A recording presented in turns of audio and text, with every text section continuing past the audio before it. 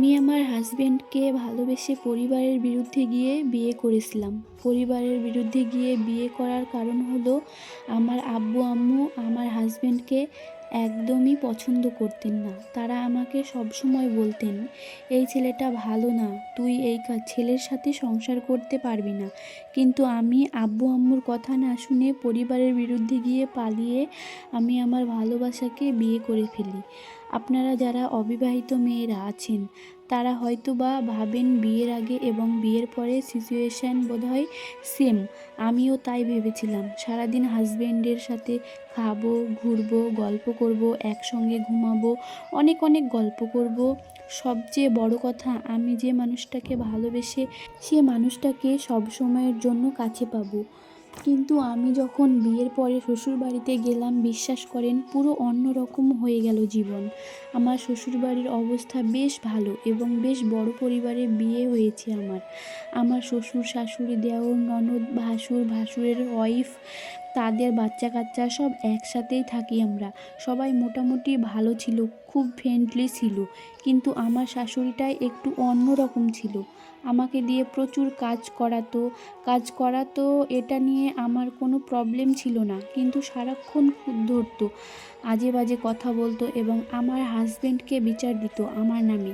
এই জিনিসগুলো আমার একটু খারাপ লাগতো। কিন্তু আমার হাসব্যান্ডকে আমাকে যে পরিমাণ ভালোবাসতো, সে ভালোবাসার কাছে এই কষ্টটা কিছুই না। আমি এই পরিবারটাকে একদম আপন করে নিয়েছিলাম। যেহেতু আমার হাসব্যান্ড বেকার ছিল, স্বাভাবিকভাবে আমি একটু বেশি কাজ করতাম বা আমার বেশি কাজ করা লাগতো। বাড়ির সকল সদস্যদের জন্য রান্না করা, সংসারটাকে গুছিয়ে রাখা। আমার শ্বশুর ছিলেন প্যারালাইসিস রোগী, একদম বিছানায় পড়া। শ্বশুর তো বাবার মতোই, আমি বাবার মতোই তাকে টেক কেয়ার করতাম। নিয়ম করে ওষুধ খাওয়ানো, সব কিছু বেশ ভালোই চলছিল। কিন্তু কিছুদিনের মধ্যেই আমি প্রেগনেন্ট হই। আমার প্রেগনেন্সির খবর শুনে শ্বশুরবাড়ির সবাই অনেক খুশি হয়েছিল।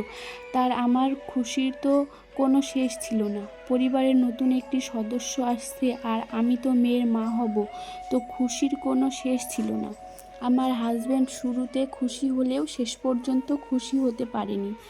আমার বাচ্চা পেটে আমার সাথে সাথে তার জব হয়ে যায়। সে অফিসের বিভিন্ন কাজে ব্যস্ত হয়ে পড়ে। মাঝে মাঝে সে এতটাই ব্যস্ত হয়ে পড়ে, সে আমার কথাও ভুলে যায়। বিয়ের পরে হাসব্যান্ডের সাথে গল্প করতে, মাঝে মাঝে সময় কাটাতে আমার খুব ভালো লাগতো। কিন্তু জানেন, বাচ্চা পেটে আসার সাথে সাথে আমার ভালো লাগা, ভালোবাসাগুলো যেন আরও বেড়ে যায়। সব সময় মানুষটাকে কাছে পেতে ইচ্ছে করে, অনেক অনেক গল্প করতে ইচ্ছে করে। কেন জানি মনে হতো মানুষটাকে সব সময় কাছে থেকে একটু দেখি।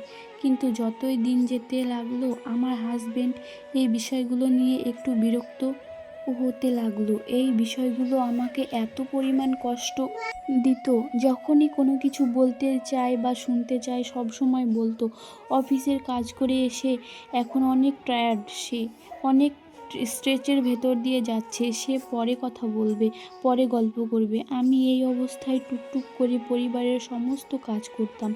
প্রেগনেন্ট অবস্থায় মেয়েদের ঘন ঘন মুড সুইং হয় এবং শরীরে অনেক পরিবর্তন আসতে থাকে।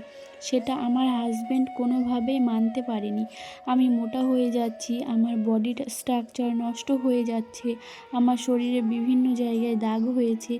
এই দাগ নাকি আস্তে আস্তে আরও বাড়তে থাকবে। ভাবতে পারেন একটা মানুষ কতটা অমানুষ হলে প্রেগনেন্ট অবস্থায় একটা মেয়েকে এই ধরনের কথা বলতে পারে। একটা সত্যি কথা কি জানেন, টাকা হলে মানুষের রুচি পরিবর্তন ঘটে, অনেক স্মার্ট হয়ে যায়, মানুষের মধ্যে অনেক আধুনিকতা চলে আসে। টাকা হলে মানুষ অতীত ভুলে যায়। একদম শূন্য হাতে যে মানুষটির পাশে আমি দাঁড়িয়েছিলাম একরাশ মুগ্ধতা নিয়ে, যে মানুষটাকে আমি ভালোবেসে বিয়ে করেছিলাম, সেই মানুষটার কাছে আমি একদমই পুরনো হয়ে যাই। টাকা হলে মানুষের স্ট্রেস চেঞ্জ হয়ে যায়। বিয়ের পর যে মানুষটা আমার হাতের খাবার ছাড়া বাইরের খাবার খেতে চাইতো না, কিন্তু সে মানুষটা টাকা হওয়ায় আমি ভালো রান্না করতে পারি না, আমি অগোছালো, আমি অনেক মোটা হয়ে গেছি, আমি তার পরিবারের কোনো খেয়াল রাখি না।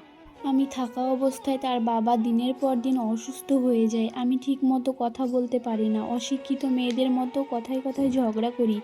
কত যে কমপ্লেন আমার বিরুদ্ধে বলে শেষ করা যাবে না। একদিন রাতে আমার হাজবেন্ড আমাকে ডেকে বলে উনি এই সম্পর্ক আমার সাথে আর ক্যারি করতে চান না, সম্পর্কটা রাখতে চায় না। তার মুখ থেকে এই কথা শুনে আমি কি উত্তর দেব? আমি আমার মুখের ভাষা হারিয়ে ফেলেছি। আমি কোনো রকম কোনো কথার উত্তর না দিয়ে তার সকল সিদ্ধান্ত মেনে নিয়ে চুপচাপ তার সামনে থেকে চলে আসি। পরের দিন সকালে বাবা আমাকে নিতে আসেন। আমি রাতে বাবাকে ফোন দিয়েছিলাম। বাবা আমাকে দেখার পরে বাবার আর বুঝতে বাকি থাকে না যে আমি কী পরিমাণ মানসিক এবং শারীরিক নির্যাতনের শিকার হয়েছি এই বাড়িতে। সব সময় শক্ত থাকলেও বাবাকে দেখার পর কান্নাটা আরও থামাতে পারিনি। আমি একদম বাবাকে জড়িয়ে ধরে হাউমাউ করে কান্না করে দিই।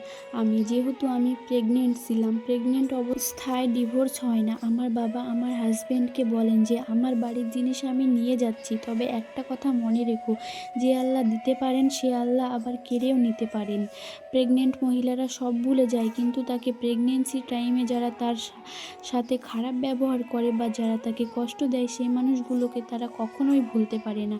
আমার ফুটফুটে একটা মেয়ে সন্তান আছে যার বয়স 3 বছর। আমার বাবা আমাকে আবার একটা বিয়ে দেন একজন ডাক্তারের সঙ্গে, আলহামদুলিল্লাহ, সেখানে আমি অনেক খুশি। কিন্তু মজার ব্যাপার কি জানেন, আমার এক্স হাজব্যান্ড এখনও বেকার। শুনেছি আজকাল নাকি বাইরের খাবারের টাকাটাও থাকে না। নিঃস্বার্থভাবে যে মানুষগুলো মানুষকে ভালোবাসে, বিশ্বাস করেন, মনের অজান্তে দিন শেষে সে মানুষগুলি সুখী হয়ে যায়।